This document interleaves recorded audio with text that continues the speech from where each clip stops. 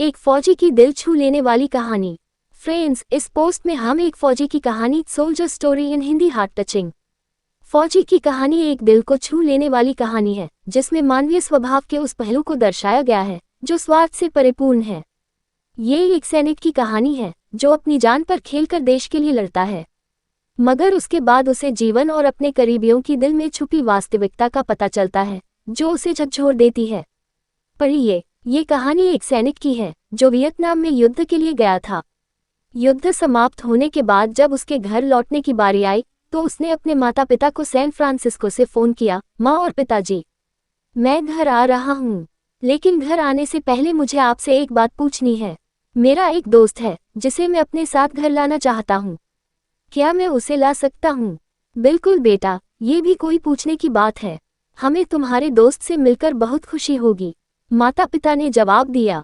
लेकिन पहले एक बात आप लोग जान लें, सैनिक बोलता गया, युद्ध में वह बहुत बुरी तरह घायल हो गया है। उसने एक बारूदी सुरंग पर पैर रख दिया था और उसमें उसने अपना एक हाथ और पैर गंवा दिया है। उसके पास कोई जगह नहीं है जहां वो जा सके, इसलिए मैं उसे अपने साथ रहने के लिए लाना चाहता हूँ।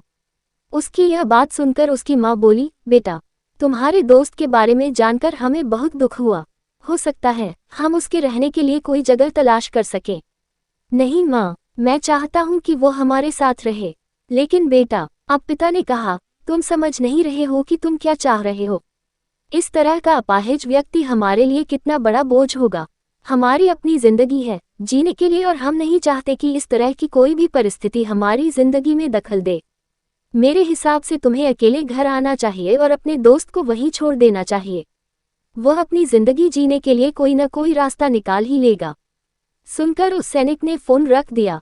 कुछ दिनों बाद उसके माता पिता को सैन फ्रांसिस्को पुलिस से एक संदेश मिला जिसमें उन्हें बताया गया कि उनके बेटे की एक बिल्डिंग से गिरकर मौत हो गई है। पुलिस के हिसाब से ये एक सुसाइड केस था। दुखी माता पिता ने तुरंत ही सैन फ्रांसिस्को के लिए फ्लाइट बुक कराए और वहां पहुंच गए।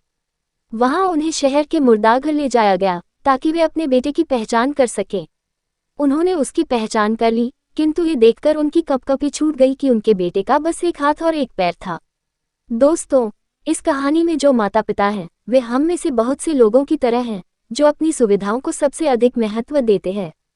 वे उन लोगों से प्यार करना या रहना या समय बिताना चाहते हैं जो दिखने में अच्छे हैं, स्वस्थ हैं या फिर जिनके साथ रहकर उन्हें मजा आता है।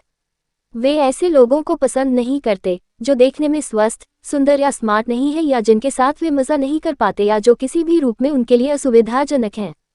वे ऐसे लोगों से दूरी बनाकर रखते हैं, लेकिन कभी कभी उनके ऐसी व्यवहार के कारण उनके सामने ऐसी परिस्थितियां उत्पन्न हो जाती है जब उन्हें पछताना पड़ता है।